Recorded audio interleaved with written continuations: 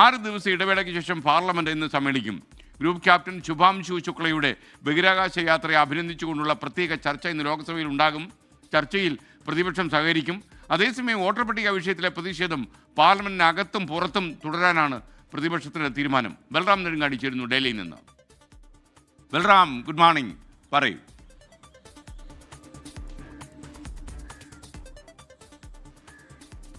Very good morning S K N.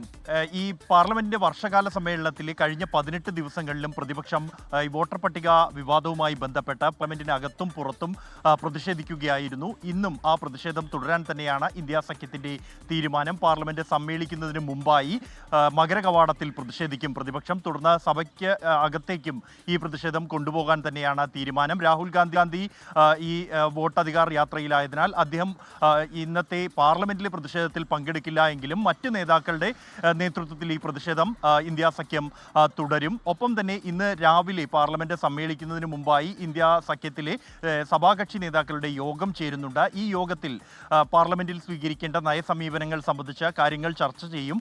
ഇതോടൊപ്പം തന്നെ ഉപരാഷ്ട്രപതി തെരഞ്ഞെടുപ്പിനായുള്ള NDAയുടെ സ്ഥാനാർത്ഥിയെ കഴിഞ്ഞ ദിവസം പ്രഖ്യാപിച്ചു കഴിഞ്ഞിരിക്കുന്നു. ഇനി ഇന്ത്യ സഖ്യത്തിന്റെ സ്ഥാനാർത്ഥി ആര് എന്നതുമായി ബന്ധപ്പെട്ടുള്ള ചർച്ചകളും ഇന്നത്തെ ഈ ഇന്ത്യ സഖ്യത്തിന്റെ യോഗത്തിൽ ഉണ്ടാകും എന്നാണ് നേതാക്കൾ അറിയിക്കുന്നത്.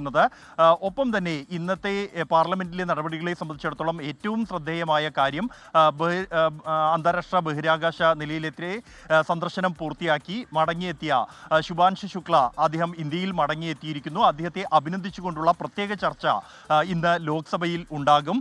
വികസിത് ഭാരതത്തിനായി ബഹിരാകാശ പരിപാടിയിൽ അന്താരാഷ്ട്ര ബഹിരാകാശ നിലയത്തിലേക്കുള്ള ഇന്ത്യയുടെ ആദ്യ ബഹിരാകാശ യാത്രികന് നിർണായകമായ പങ്ക് എന്ന ടൈറ്റിലാണ് ഈ ചർച്ച നടക്കുക. ഈ ചർച്ചയിൽ ഏറ്റവും അവസാനത്തെ പരിപാടിയായാണ് ലോക്സഭയിൽ ഈ ചർച്ച ഉൾപ്പെടുത്തിയിരിക്കുന്നത് എങ്കിലും ഈ ചർച്ചയിൽ സഹകരിക്കാനാണ് ഇന്ത്യ സഖ്യത്തിന്റെ തീരുമാനം. രാജ്യത്തിന്റെ വികസനവുമായി ബന്ധപ്പെട്ട ഒരു നേട്ടവുമായി ബന്ധപ്പെട്ട ചർച്ചയായതിനാൽ അതിൽ സഹകരിക്കാൻ തന്നെയാണ് തീരുമാനം. എന്നാൽ ഇക്കാര്യത്തിലും അന്തിമ തീരുമാനം ഇന്ന് ചേരുന്ന സഭാകക്ഷി നേതാക്കളുടെ യോഗത്തിലായിരിക്കും ഉണ്ടാകുക. എന്തായാലും പാർലമെന്റിൽ ഇന്നും പ്രതിപക്ഷം ഈ വോട്ടർ പട്ടികയുമായി ബന്ധപ്പെട്ട വിഷയങ്ങൾ ശക്തമായി ഉന്നയിക്കുമെന്ന് ഉറപ്പാണ് എസ് കെ എൻ.